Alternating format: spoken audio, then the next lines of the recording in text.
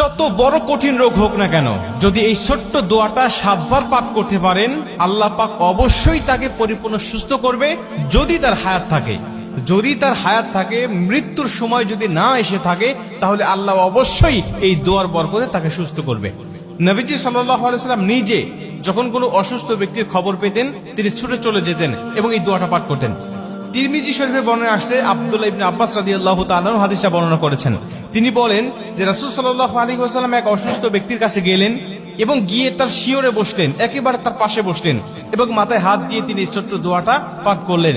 এবং নবীজি আমাদেরকে উদ্দেশ্য করে ডাক দেয়া বলেন, শোনো, এই দোয়াটা যদি কোনো ব্যক্তির কাছে গিয়ে, যদি কোনো মুমূর্ষু ব্যক্তির কাছে গিয়ে, যদি কোনো অসুস্থ ব্যক্তির কাছে গিয়ে এই দোয়াটা তোমরা পাঠ করতে পারো, আর আল্লাহ যদি ওই সময় তার মৃত্যু না লিখে থাকে, তাহলে অবশ্যই আল্লাহ পাক এই দোয়ার বরকতে তাকে সুস্থ করবে, তাকে শেফায়ে আজেলা কামেলা দান করবে। আম্মাজান আয়েশা রাদিয়াল্লাহু তাআলা তিনি বলেন যে নবীজি যখন কোথাও কারো অসুস্থের খবর পেতেন, তিনি আর ঘরে থাকতেন না, ছুটে চলে যেতেন। সে মুসলিম নাকি অন্য ধর্মের লোক, এটা তিনি দেখতেন না।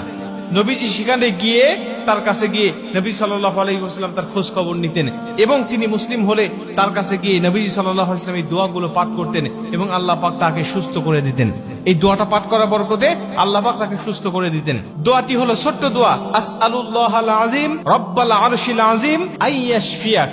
এই ছোট্ট দোয়া, আসআলুল্লাহাল আযীম রব্বাল আরশিল আযীম আইয়াশফিয়াক, এই ছোট্ট দোয়াটা আপনারা মুখস্থ করে নেবেন। প্রয়োজনে যারা ইউটিউবে ফেসবুকে দেখবেন, তারা আপনারা বারবার এটা শুনে অথবা নিজের টাইম লাইনে শেয়ার করে এটা বারবার শুনবেন এবং এটা মুখস্থ করে রাখবেন এবং অন্য মানুষগুলোকে শোনার সুযোগ করে দিবেন।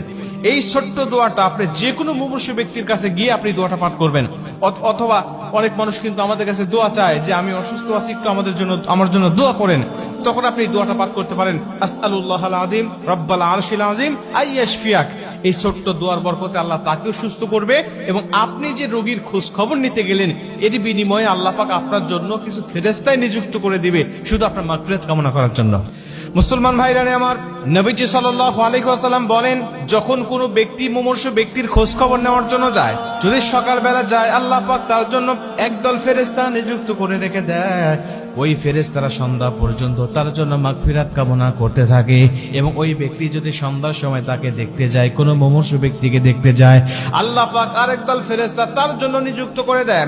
ফজর অবধি পর্যন্ত আল্লাহ রব্বুল আলামিনের কাছে ওই ফেরেশতারা ওই বান্দার জন্য আল্লাহ রব্বুল আলামিনের কাছে মাগফিরাত কামনা করতে থাকে। আপনি তার খোঁজ খবর নিতে গেলেন, সে অসুস্থ ব্যক্তির এই খোঁজ খবর নিতে যাওয়ার কারণে আল্লাহ আপনার জন্য ফেরেশতা নিযুক্ত করে দিচ্ছে, আপনার জন্য মাগফিরাত কামনা করার জন্য। এবং যাকে দেখতে গিয়েছেন, আল্লাহ পাক তাকেও আপনার দোয়ার বরকতে তাকে পরিপূর্ণ সুস্থতা দান করতেছে। এই দোয়াগুলো পরীক্ষিত আমল, এটা সাহাবীদের আমল থেকে, নবীজি সাল্লাল্লাহু আলাইহি ওয়াসাল্লাম আমল থেকে এটা কিন্তু চলে আসতেছে। এজন্য আপনিও যখন কোনো মুমূর্ষু ব্যক্তির খোঁজ খবর পাবেন, তার কাছে গিয়ে আপনি এই দোয়াটা করবেন ইনশাআল্লাহ।